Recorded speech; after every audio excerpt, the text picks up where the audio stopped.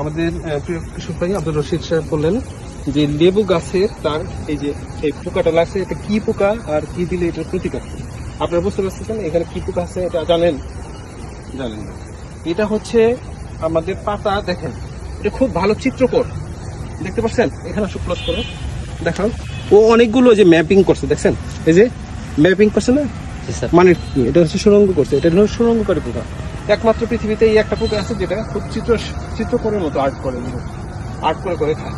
এটা কিরা অবস্থায় এরা এই ক্ষতিটা করে, এবং রাতের বেলায় এই পোকাটা শান্ত এই ক্ষতিটা করে। দিনের বেলায় দেখা যায় না, আড়ালে থাকে, আড়দলে থাকে।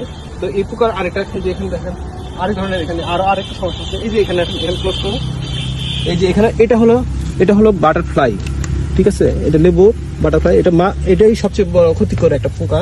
এটা একটা লার্ভাস অবস্থায় আছে।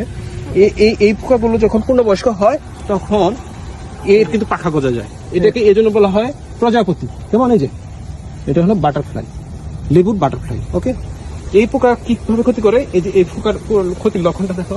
এরা কিনারা থেকে, এই যে পাতাটা ক্লোজ করে দেখো, পাতা কিনারা থেকে খাওয়া শুরু করে, একের মধ্যে শিরা পর্যন্ত খায়। ঠিক আছে, পাতা কিনারা থেকে খাবে, একের মধ্যে শিরা পর্যন্ত খেয়ে ফেলছে। তো এইভাবে এরা ক্ষতি করে। এটার জন্য এখন প্রতিকার কি? আমরা রাসায়নিক দমনের আগে আমরা জৈব বালাইনাশক যেগুলো আছে, যেমন নিমপিসিডিন, এটা প্রতি লিটার পানিতে 2 লিটার দিতে পারি। অথবা নিমপিসিডিন যদি না থাকে, আমরা 20 লিটার পানিতে যদি 1 কেজি নিমের যে গোটাটা হয়, ফলটা, এটা পেস্ট যদি মিশিয়ে পরে ছেঁকে ব্যবহার করি তাহলে হবে।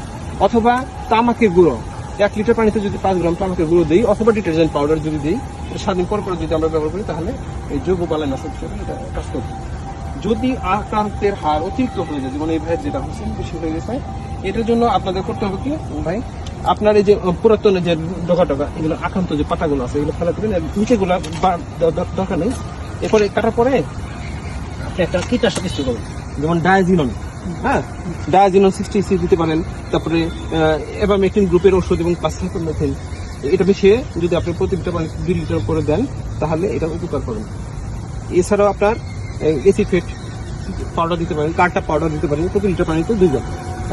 হ্যাঁ, এটা দিলে কিন্তু আপনার এটা চলে যাবে। আর আপনার উচিত হবে প্রথমে এই আক্রান্ত পাতাগুলো মুড়ে ফেলে, এটা পুরো উঠে ফেলে, তারপরে স্প্রে করেন, এটা ভালো হবে। ঠিক আছে, আচ্ছা, ধন্যবাদ।